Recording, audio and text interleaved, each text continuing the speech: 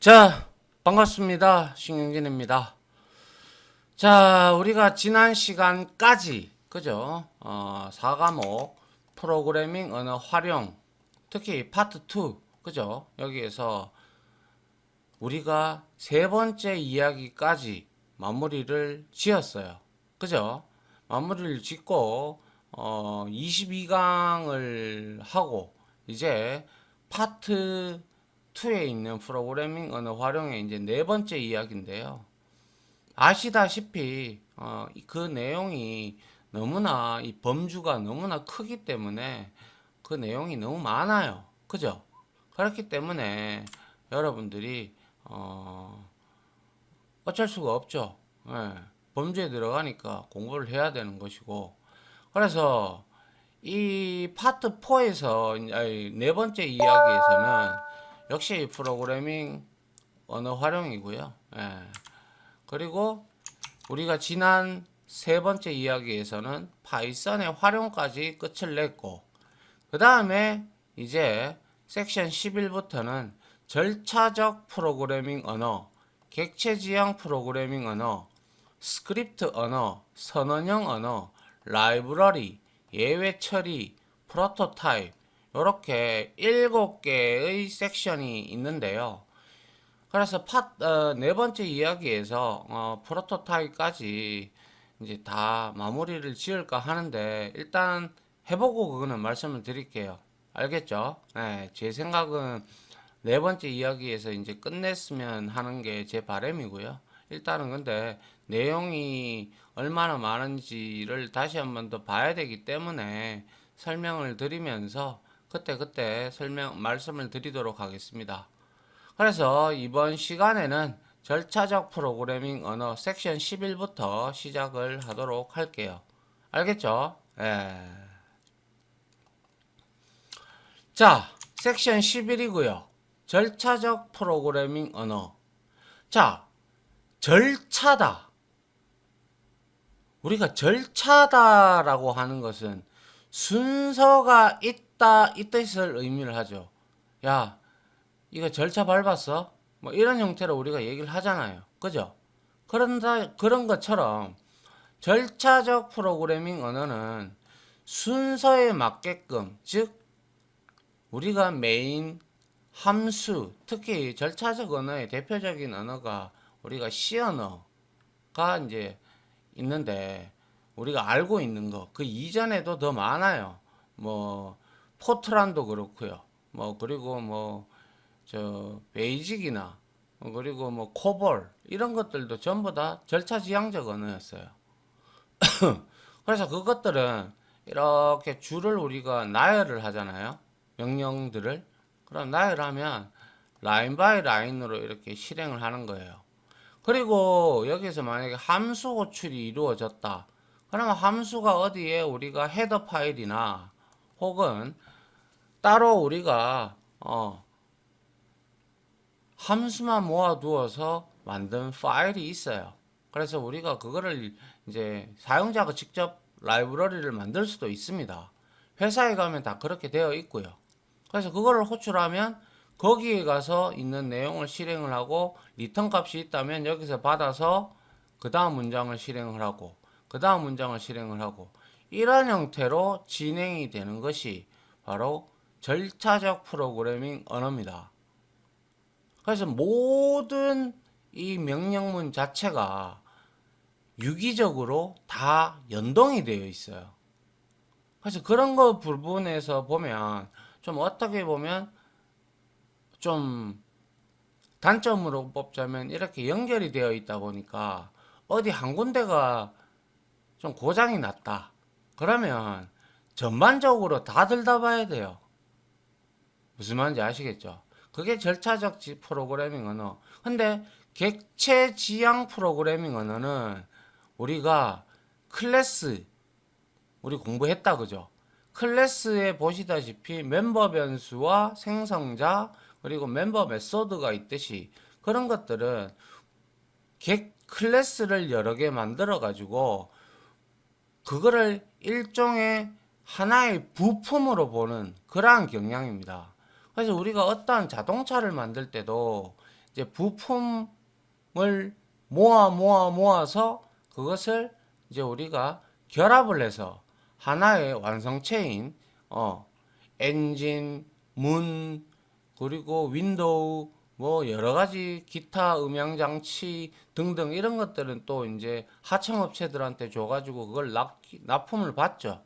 그래서 이렇게 조립하듯이 만드는 게 객체 지향 프로그래밍 언어의 특징인데, 그거는 어떤 부품에 고장이 났느냐를 우리가 보면 그 클래스가 어떻게 설계가 되어 있는지 그거만 살펴보면 되는 거거든요. 그러다 보니까 유지보수가 절차 지향적 프로그래밍보다는 낫다 이거예요. 그죠? 예. 그래서 한번 봅니다. 절차적 프로그래밍 언어의 개요인데요. 자, 절차적 프로그래밍 언어는 말씀드린 바대로 일련의 처리 절차, 그러니까 순서대로 처리 절차, 그죠? 를 정해진 문법, C 언어면 C 언어, 뭐 베이직이면 베이직, 코벌이면 코벌 등에도 전부 다 정해진 문법이 있어요. 그죠? 따라 순서대로 기술해 나가는 언어입니다. 말 그대로. 그래서 이러한 절차적 프로그래밍 언어는 프로그램이 실행되는 절차를 중요시합니다. 그러니까 순서죠, 순서. 예를 들어 우리가 프린트 F 만약에 시연을 했어. 그리고 나서 여기에다가 내가 A라는 변수를 내가 출력을 하려고 해. 근데 이거 위에 int A가 이렇게 초기화가 선언과 초기화가 되어 있지 않다면, 이게 오히려 요거 밑으로 이렇게 기술이 되어 있다면 이 프린트 F 문장은 여기에서 에러를 발생을 시킵니다. 뭐라고? 선언되지 않은 변수다. 왜? 순서적으로 보기 때문에 먼저 위에다가 이거를 적어 주어야 비로소 얘가 인식이 되는 거예요. 그래 메모리에 잡히니까. 그런데 이걸 밑에다가 두게 되면 아직 메모리상에 얘가 올라오지도 않았고 이러한 별칭을 가지는 A라는 놈이 없기 때문에 여기서 에러를 발생을 시키는 거예요. 그래서 절차를 중요시한다. 그리고 아울러 절차적 프로그래밍 언어는 데이터를 중심으로 프로시저를 구현하며, 자, 그리고 프로그램 전체가 유기적으로 연결되어 있죠. 말씀드린 바대로. 그래서 데이터를 중심으로 프로시저를 구현한다. 우리가 DB에서 데이터베이스 우리가 3과목인가요? 거기서 프로시저에 대해서 공부를 했습니다. 함수하고의 차이점. 그죠? 예. 그래서 이 프로시저를 DB적인 관점이 아니라 프로그래밍 언어론적으로 이제 소위 말해서 언어, 물론 SQL도 이제 언어긴 해요. 이제 언어고 이제 뭐 DB 언어죠. 그죠? 그렇기 때문에 자, 여기 봅니다. 프로그램을 작성할 때 우리가 프로그램을 기능에 따라 여러 개의 단위로 분해를 한다. 즉 이거 함수로 우리가 이렇게 만들어 두죠. 그죠? 함수로 이렇게 만들어 둬요. 그리고 나서 이렇게 함수를 모아서 우리가 관련된 함수들, 만약에 수학적인 부분이다. 그러면 수학적인 내용들을 여기다가 헤더 파일로 만들어서 이거를 인클루드해서 우리가 땡겨서 쓸 수도 있단 말이에요. 그래서 여러 단위로 분해하여 작성하면 쉽게 작성할 수 있고, 그리고 프로그램의 수정, 관리가 쉬워지고, 그리고 다른 프로그램에서 이 헤더 파일을 우리가 땡겨가면 재사용이 가능하죠. 그죠? 얼마든지. 그죠? 이와 같이 프로그램을 여러 개의 단위로 분해한 것을 통상 프로시저라고 하는데, 프로시저, 뭐, 여기에서 우리는 이제 C 언어 같은 경우에서는 이제 프로시저나 함수나 거의 엇비슷하다 라고 보시면 될 것 같아요. 근데 DB에서는 그렇지 않았죠. 그죠? 예.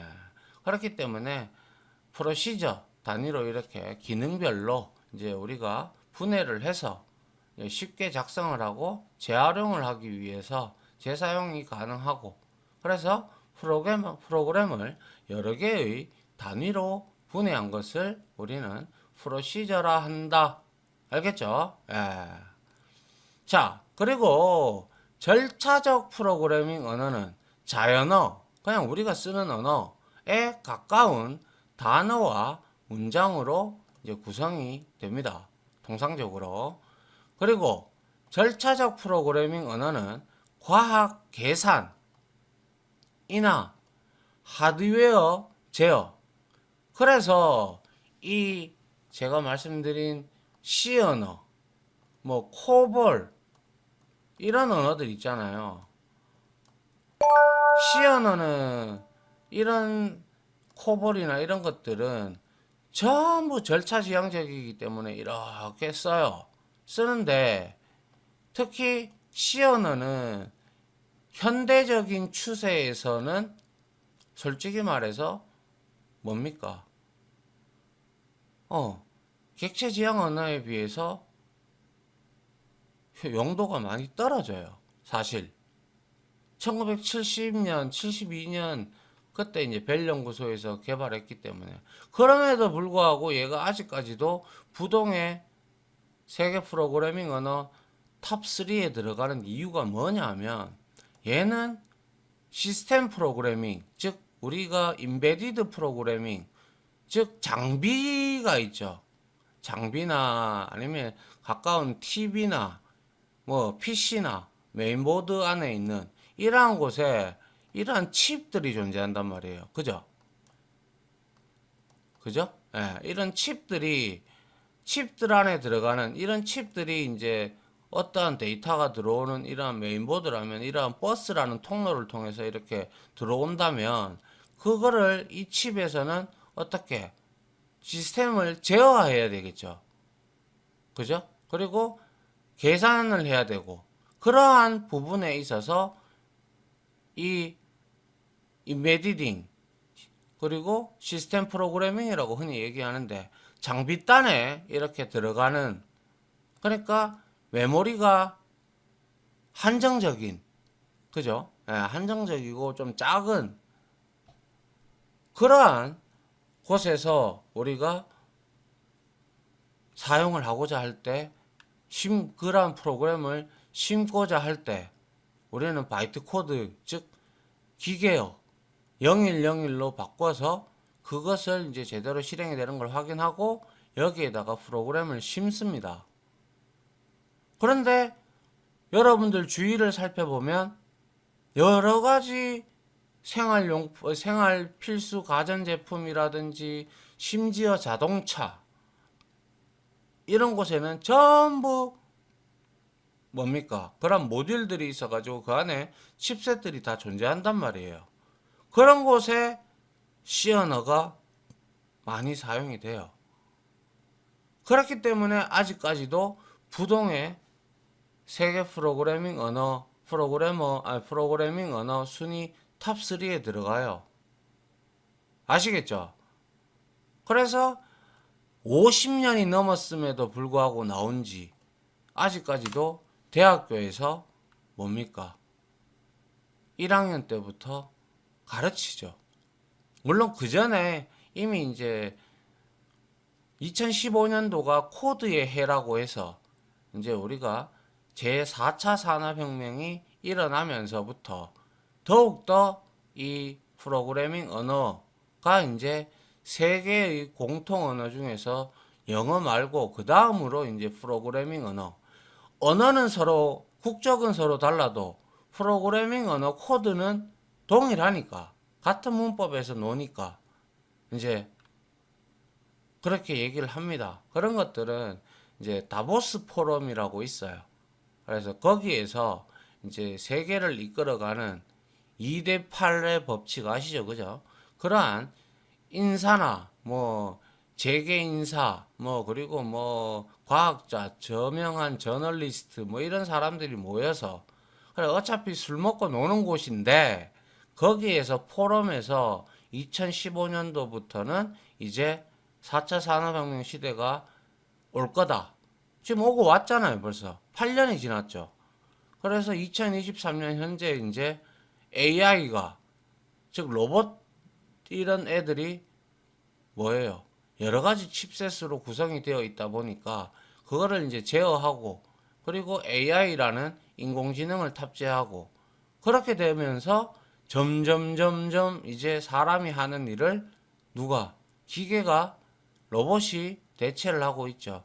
그거를 컨트롤 해주는 언어가 바로 프로그래밍 언어죠. 그래서 앞으로 사라질 직군이 500만 개가 되고 새로 만들어질 직군이 200만 개가 될 거다라고 다보스 포럼에서 얘기를 했거든요. 지금 그렇게 되고 있잖아요. 예. 아시겠죠?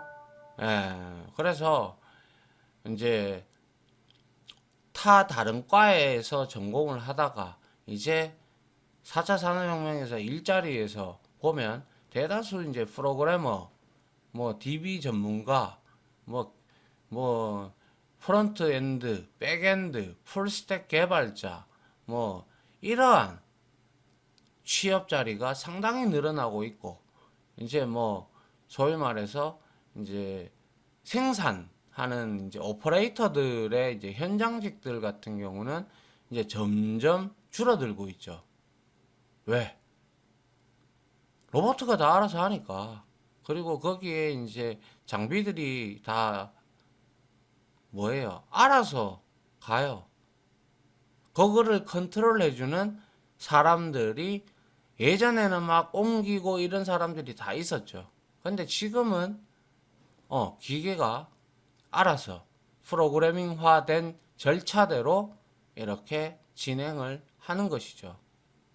그래서 이러한 절차 프로그래밍 중에서 특히 대표적으로 저급 언어와 고급 언어의 모든 특징을 두루 가지고 있는 C 언어가 바로 이제 대표적인 예가 된다라고 볼 수가 있어요. 알겠죠? 예. 자, 그래서 절차적 프로그래밍 언어의 장단점이 있는데요. 자, 일단 한번 보죠. 장점적으로 볼 때는 컴퓨터 처리 구조와 유사하여, 그죠? 얘는 객체를 생성하고 그런 게 없잖아요. 그렇기 때문에 컴퓨터 처리 구조도 절차적으로 처리를 하기 때문에, 그죠? 유사해서 실행 속도가 빨라요. 그죠? 예. 그리고 같은 코드를 복사하지 않고, 그죠? 다른 위치에서 얼마든지 호출하여 사용할 수 있다. 맞죠? 그죠? 예, 헤더 파일을 우리가 이제 제공해주는 내장 함수나 아니면 사용자가 직접 만든 함수들을 헤더 파일로 만들어서 그거를 이제 다른 곳에 이제 우리가 포함을 시키면 어떻게 돼요? 다른 위치에서도 호출해서 사용 가능하다라는 거죠. 아울러 모듈 구성이 용이하죠. 왜? 같은 그 칩셋에 들어가는 프로그램이라면 그 칩셋에는 무슨 제어 기능 이러면 그걸로써 이제 모듈을 우리가 만들 수 있죠. 그러면서 아울러 스트럭처, 즉 구조적인 프로그래밍도 가능하죠. 맞습니까? 예. 그런데 또한 얘는 컴퓨터의 작업 처리 방식과 유사하다고 했죠. 유사하기 때문에 객체 지향 언어를 사용하는 것에 비해서 더 빨리 처리되어 시간적으로 상당히 유리합니다. 아시겠어요? 예. 왜냐하면 그만큼 메모리를 효율적으로 사용을 하다 보니까 절차지향적 프로그래밍이 객체지향적 프로그래밍에 비해서 상대적으로나마 빠르다라는 거예요. 알겠죠? 예. 그런데 제가 앞에서도 설명을 드렸지만 이 모듈 단위로 구성이 용이하고 구조적인 프로그래밍이 가능하다 보니까 얘는 한번 그 프로그램을 작성을 할 때는 다 알죠. 자기가 프로그래밍을 하니까. 그런데 그렇게 만들어 놓고 했다면 이거는 프로그램 자체를 분석하기가 상당히 까다로워요. 아시겠어요? 예. 상당히 까다롭습니다. 절차지향적 프로그래밍이라면 분석할 때, 이러이러한 UML을 통해서 이러이러한 클래스가 있고, 이거를 부품화 시켜서 이렇게 완성품을 만들 거다. 이렇게 되면 어느 부분이 깜빡이가 나갔다. 그러면 깜빡이 클래스에 가서 뭐가 안 됐는지 우리가 테스트를 해보면 되는데, 얘는 전부 다 유기적으로 연결이 되어 있다 보니까 분석하기가 상당수 어렵고, 아울러 유지 보수나 코드의 수정이 어렵습니다. 그죠? 왜? 분석 자체가 힘들기 때문에 그 만약에 1000줄, 10,000줄 이렇게 되어 있는 거를 일일이 다 본다는 거. 그리고 절차지향적 언어다 보니까 어디다가 각 코드가 매우 유기적으로 연결되어 있어 가지고 우리가 새로운 데이터나 기능을 추가하기가 어렵죠. 어디다가 추가해야 될지는 우리가 그거를 빤히 다 분석을 하고 다 알고 있어야 우리가 거기다가 추가를 할 거 아닙니까? 그리고 상대적으로 부분적으로 어디가 고장이 났더라도 얘는 전부 유기적으로 연결이 되어 있다 보니까 이 부분적으로 고장이 났더라도 이게 전체 고장으로 확대가 되어지는 경향이 아주 짙다라는 거예요. 아시겠죠? 그리고 아울러 실행 순서가 정해져 있다. 맞죠? 그게 이제 절차적 프로그래밍 언어의 특징이기 때문에 코드의 순서가 바뀌면 동일한 결과가 똑같이 나오기를 기대할 수가 있나요? 기대하기 힘들단 말이에요. 그래서 동일한 결과를 보장하기가 어렵다라는 거예요. 요거는 제가 앞에 거를 복사를 해서 그런가 이것까지 지금 날라왔네요. 요거는 지울게요. 예. 자, 그래서 절차지향 분석을 한번 보게 되면 예제입니다. 이거는 그냥 우리 일상생활에서 자, 고객은 돈을 준비해서 돈을 자판기에 넣죠. 우리가 물건을 그 안에 있는 음료수를 먹으려면 그죠? 그리고 자판기에서 돈을 검사를 하죠. 얼마가 들어왔는지 검사하고 난 다음에 거기 디스플레이 창에다가 얼마가 돈을 넣었는지 표식이 되죠. 그래서 준비된 제품과 잔돈을 꺼내준다. 그죠? 그리고 이제 내가 만약에 여기 하나 뭐가 빠졌는데 돈을 검사해서 그걸 디스플레이를 해주고 그 다음에 사용자가 뭐 원하는 음료를 뽑으면 비로소 거기에서 연산이 일어나서 내가 1,000원을 넣었는데 500원짜리 음료수를 뽑았다. 그러면 계산을 해서 1000 빼기 500 해서 500원짜리 동전 주화로 이렇게 배출이 되죠. 음료수와 함께. 그죠? 그래서 고객은 잔돈과 제품을 받아간다. 이런 게 절차 지향적 분석인 거죠. 맞습니까? 예. 그래서 이런 세 가지 자체는 단점이고요. 이런 거는 장점에 속하죠. 그죠? 예. 그래서 이러한 장단점이 있다라는 것이고, 이 말씀 안 드렸네요. 참고로 여기 프로그래밍 언어 활용 섹션 11에서는 2020년도 NCS 기준으로 바뀌기 전까지, 즉 이전 기출 문제죠. 이전 기출 문제는 세 문제인가 네 문제 정도 나왔는데 2020년도 이후에 NCS 모듈 단위로 개편이 되면서부터는 한 문제도 출제가 되지 않았어요. 그런데 공부를 하긴 해야죠. 그죠? 예, 이거는 여러분들이 언어를 공부할 때 이 언어가 절차적 프로그래밍 언어인지 객체 지향 프로그래밍 언어인지 스크립트 언어인지 이 정도는 알아야죠. 최소한. 그리고 장단점, 어디에 쓰이는지 이런 것들도 알아야 되죠. 그죠? 예. 그래야 여러분들이 추후에 현업에 들어가서 프로그램을 만들 때 칩을 이용을 하는 회사다. 그러면 대다수 C, 특히 PLC를 많이 쓰겠죠. 그죠? 예. 그런데 내가 들어간 회사는 그냥 웹 프로그래밍 한다. 그러면 이제 자바라든지 HTML, CSS, 자바스크립트, 뭐 JSP, 스프링 이런 것처럼 달라집니다. 알겠죠? 예. 그 다음 볼게요. 그래서 절차적 프로그래밍 언어의 종류를 이제 우리가 좀 살펴보면요. 자, 언어에서 대표적인 게 C 언어예요. C 언어는 특징적으로 보면 일단은 역사적으로 보면 1972년 미국의 벨 연구소의 데니스 리치라는 사람에 의해서 개발이 되었죠. 물론 이 사람 혼자 개발한 건 아니고요. 여러 팀, 여러 명이 이제 같이 있으면서 만들어졌고, 아울러 말 앞에서도 제가 언급했듯이 시스템 소프트웨어, 특히 우리가 예전 같은 경우는 요즘에는 뭡니까? 플러그인 이제 PMP 기능이 있잖아요. 그죠?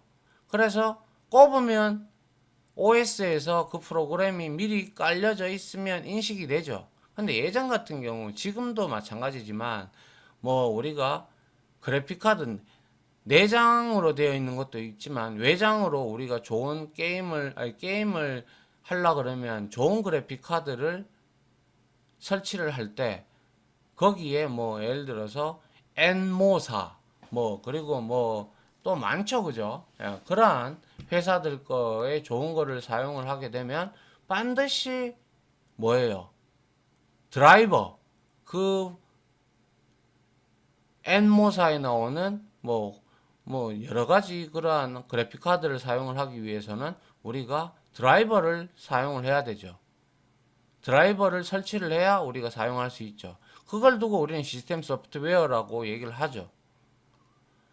그래서 시스템 소프트웨어를 개발하기 편리하여 시스템 프로그래밍 언어로, 즉 시스템 프로그래밍 그리고 장비단에 들어가는 임베디드 프로그래밍 이러한 측면에서 아직까지도 매우 폭넓게 사용되고 있다라고 말씀을 드렸죠. 그리고 자료의 주소를 조작할 수 있는 포인터. 우리 이제 포인터의 장점, 포인터가 무엇인지 다 알아요. 그죠? 그래서 포인터를 제공을 합니다. 그리고 얘는 제가 말씀을 드렸죠. 고급 프로그래밍 언어이면서 저급 프로그래밍 언어의 특징을 모두 갖췄다. 자, 그러면 고급 프로그래밍 언어와 저급 프로그래밍 언어. 자, 이거를 구분 짓는 것은 소위 말해서 보세요. 저급 언어와 고급 언어의 구분은 언어가 아주 저급이거나 고급이냐를 말하는 것이 아니고요. 기계가 이해하기 편하면, 즉 기계가 이해하기 편하면 그게 바로 기계 친화적이냐, 혹은 인간이 봤을 때, 사람이 봤을 때 이해하기 쉽냐를 두고 이거를 기준으로 해서 우리는 저급 언어와 고급 언어로 나눠요. 즉 기계가 이해하기 쉬우면 저급 언어, 인간이 이해하기 쉬우면 고급 언어예요. 그래서 이제 우리가 이러한 기계 친화적이다라는 것은 기계어, 즉 예전에는 이랬어요. 아주 예전에는 뭐 예를 들어서 인텔이라는 CPU가 있고 AMD라는 또 CPU를 생산하는 업체가 있다면 예전에 뭐 개발된 아주 초창기에 개발된 언어는 여기 환경에 맞는 프로그래밍 언어 코드를 작성을 했다면 여기에는 적용이 안 돼요. 그러면 사람한테 굉장히 불편하죠. 그리고 마치 기계어를 쓰듯이 우리는 단어를 하나씩 이렇게 나열을 해요. 그러다 보니까 이런 것들은 영일, 즉 바이트 코드, 기계어로 변화가 되어서 여기에 CPU한테 굉장히 기계에 친화적이죠. 이런 언어들이 통상적으로 저급 언어고요. 그런데 우리가 자바라든지 C++이라든지 이런 언어들은 우리가 클래스를 만들고 이제 우리가 문법을 다 안다라고 가정을 했을 때 이때는 뭐예요? 이것들은 전부 뭡니까? 사람들이 문법을 알면 보기가 쉽죠. 그런데 이거는 예전에는 여기 CPU에 따른 코드를 달리 작성을 했다면 고급 언어 같은 경우는 여기에서도 인식이 되고 여기에서도 인식이 되기 때문에 사람이 편리하죠. 사람 친화적이잖아요. 그러다 보니까 이런 기준을 통해서 고급 언어냐, 저급 언어인지를 구분을 하는 잣대가 됩니다. 알겠죠? 예. 자, 그 다음 유닉스 운영체제죠. 그죠? 유닉스의 일부가 C 언어로 구현되어 있다. 이거는 뭐 저도 못 봐서는 모르겠어요. 예. 그리고 C 언어는 아시다시피 컴파일러죠. 그죠? 파이썬은 우리가 배웠듯이 인터프리터 언어. 그리고 또 뭐 스크립트 언어도 있고 타입형 스크립트 언어도 있고 뭐 언어의 종류도 여러 가지가 많아요. 그래서 컴파일러 방식의 언어죠. 그죠? C 언어는 개발을 하면 우리가 컴파일을 하고 그 다음에 링크를 통해서 실행 파일을 만들죠. 예. 그리고 C 언어는 이식성, 다른 컴퓨터의 기종의 이식성이 좋아서 컴퓨터 기종에 관계없이 프로그램을 작성할 수가 있습니다. 아시겠죠? 예, 맞잖아요. 그죠? 그 다음에 알골이라고 있는데요. 이거는 뭡니까? 알고리스믹 랭귀지의 준말입니다. 그죠? 그래서 얘는 1950년대 미국에서 만들어진 포트란에 대항하여 유럽의 학자들을 중심으로 개발된 프로그래밍 언어입니다. 알겠죠? 이거는 알골은 유럽이에요. 그런데 포트란 나왔죠. 포트란은 1950년대 말에 IBM 미국에 있는 회사죠. 존 베커스 외에 6명의 전문가가 완성한 최초의 프로그래밍 언어 중에 하나이다. 알겠죠? 예. 그래서 이 알골이나 포트란은